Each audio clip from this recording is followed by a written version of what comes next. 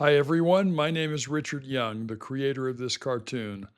I'm not trying to adhere to any particular political ideology, though I must admit I'm probably a little bit right of center in my thinking. With artificial intelligence providing the artistic talent, something I lack, I've been able to put my thoughts and ideas into these political cartoons. Today's cartoon, created May 27, 2026, shows President Trump as a toddler playing hide and seek, but hiding behind a stack of barrels labeled processed uranium U-235 is Iran's supreme leader. The point of this cartoon is the central reality of the current U.S. Iran negotiations.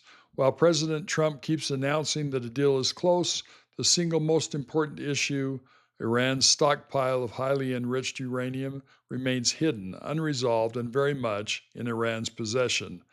Let me lay out where things actually stand because the specifics matter. As of late May 2026, the United States and Iran have been negotiating to end the war that began earlier this year to reopen the Strait of Hormuz.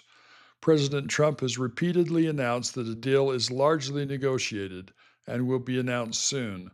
But on the most critical question, the two sides remain far apart. That question is Iran's enriched uranium. Iran is currently believed to hold roughly 440 kilograms, or about 970 pounds, of uranium enriched to 60% purity. To put that in perspective, weapons grade uranium is 90% enriched. 60% is a short technical step away. According to nuclear experts and the International Atomic Energy Agency, that stockpile, if enriched further, could produce material for somewhere between 10 and 12 nuclear weapons. President Trump has said clearly that the United States will not permit Iran to keep this stockpile. He has pledged to recover it, but Iran's supreme leader has issued a directive that the uranium should not be sent abroad. So we have an irreconcilable position at the heart of this negotiation. The United States says Iran cannot keep the uranium, and Iran says the uranium is not leaving the country. This is what my cartoon is depicting.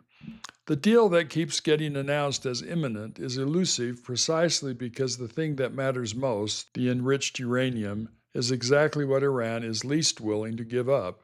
Trump can count to 20 and announce, "Here I come," as many times as he likes. The uranium remains hidden behind the barrels. I think the toddler framing, while obviously exaggerated for effect, points to something real. There's a pattern in how these negotiations have been presented to the public. We hear that a deal is close, that terms are largely agreed, that an announcement is coming shortly, and then the announcement doesn't come, or it comes without addressing the nuclear question, and a few days later we hear the same thing, that a deal is close. The optimism is announced repeatedly, the substance keeps receding. Now, I want to be fair about the difficulty here because this is genuinely hard. The enriched uranium is the hardest possible issue to resolve. From Iran's perspective, that stockpile is their ultimate leverage, perhaps the only thing preventing further attacks and the main bargaining chip they have left after significant military losses.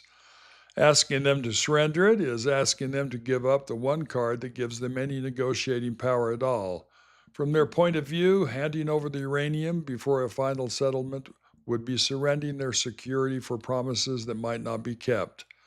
From the American and Israeli perspective, allowing Iran to keep a stockpile that could produce 10 or more nuclear weapons is precisely the outcome the entire conflict was meant to prevent.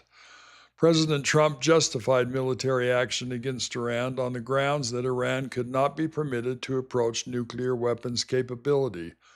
A deal that leaves the enriched uranium in Iranian hands would undermine the central rationale for everything that came before it.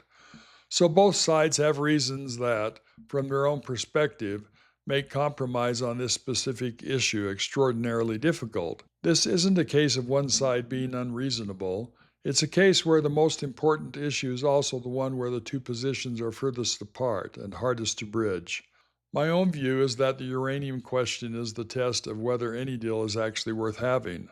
A deal that reopens the Strait of Hormuz, eases some sanctions, and establishes a framework for future talks, but that leaves Iran's enriched uranium stockpile intact, would not be a real solution. It would be a pause.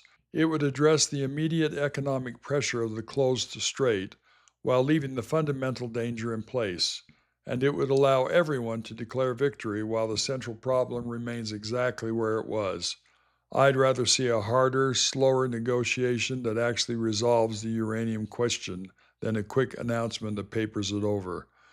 The discarded MAGA hat in my cartoon is meant to suggest that the political desire for a deal, any deal, announced quickly, should not override the substantive requirement that a deal actually accomplish what it's supposed to accomplish.